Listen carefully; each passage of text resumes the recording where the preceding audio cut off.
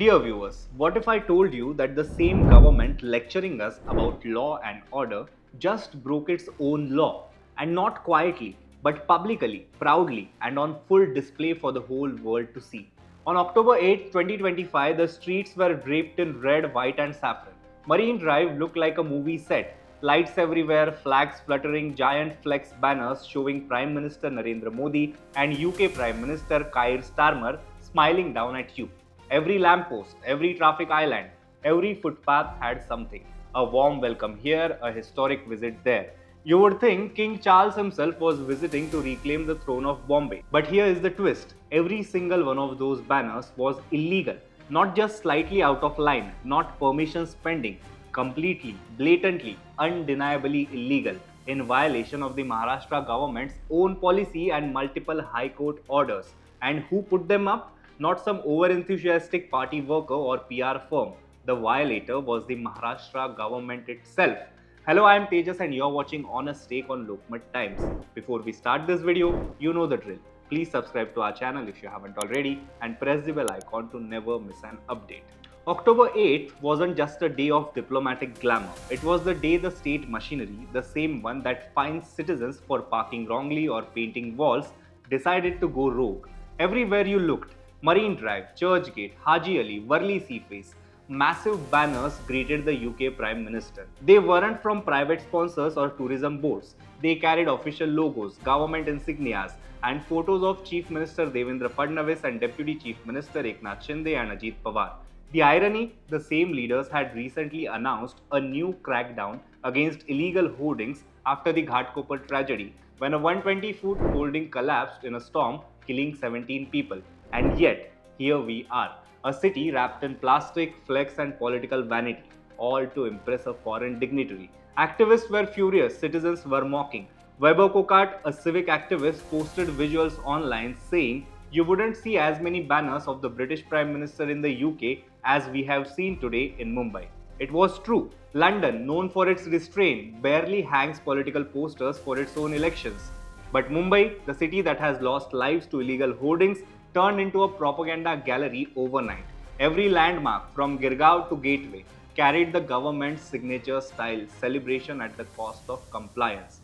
This isn't some vague moral argument about aesthetics. It's a straight-up legal violation of not one, but multiple court orders and laws. Back in 2017, the Bombay High Court issued a landmark order in PIL number 155/2011 mandating BMC to frame strict policies against illegal banners and hoardings. The idea was simple: clean up Mumbai's skyline and hold political parties accountable.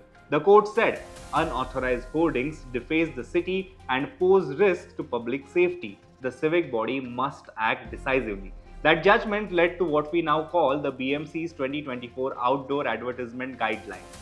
But despite that, the violations continued, and so did the court's warnings. In December 2024, the Bombay High Court said it was dissatisfied with the rampant hoardings across Mumbai. The judges noted that political parties have no respect for court orders. In October 2024, just before the assembly elections, the court ordered civic bodies to conduct a special drive, 7 to 10 days of hoarding removal. In March 2025, another order came.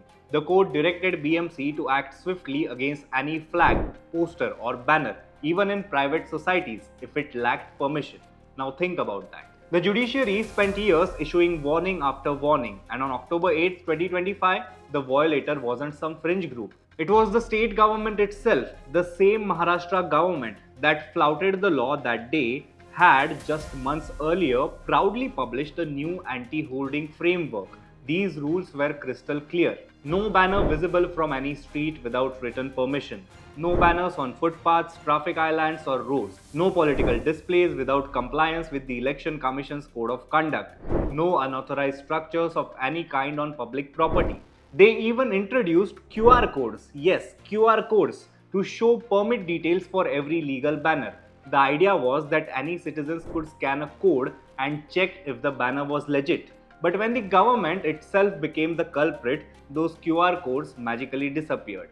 Now let's talk about the Maharashtra Prevention of Defacement Act. Under this act, unauthorized hoardings are a criminal offence, punishable with up to 3 months in jail or a Rs 2,000 fine. Now here is the question. If a private citizen puts up an unlicensed banner, BMC tears it down within hours. If a political party does it, the civic body drags its feet. And if the government does it, well, everyone suddenly looks the other way.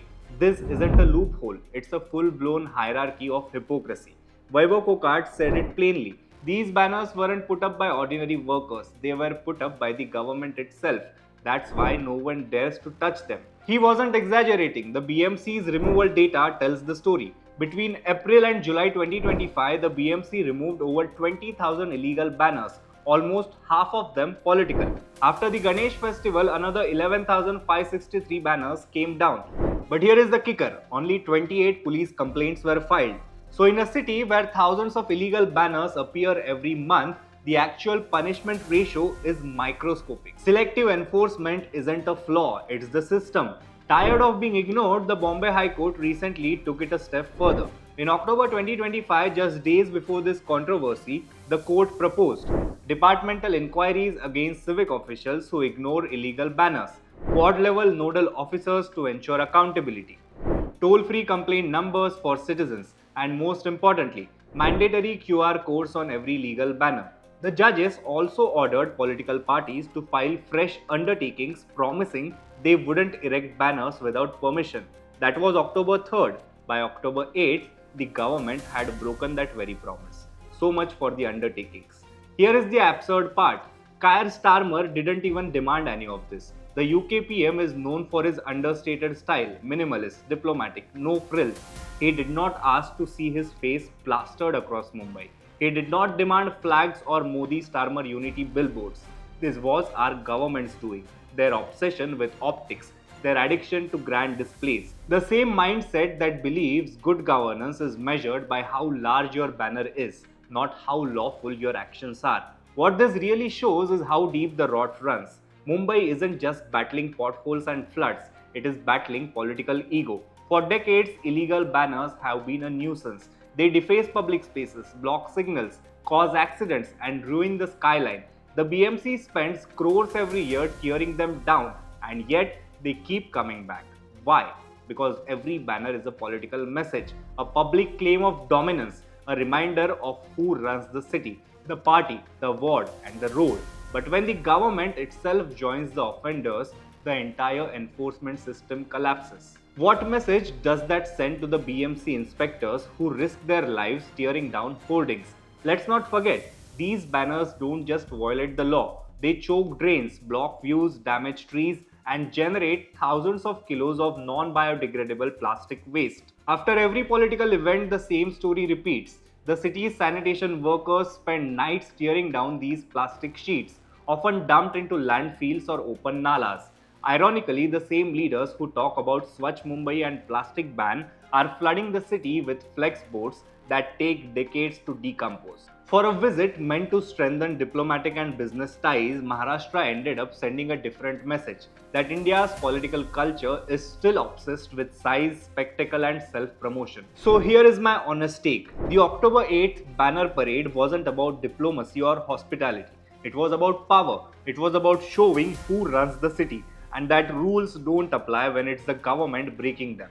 It revealed a mindset where legality bends before vanity, where even a global event becomes another excuse for political PR, where respect for the law ends where the camera flash begins. And here is what hurts the most. Every citizen who has been fined, prosecuted, or humiliated for violating a civic rule now knows that the enforcers themselves are lawless when it suits them.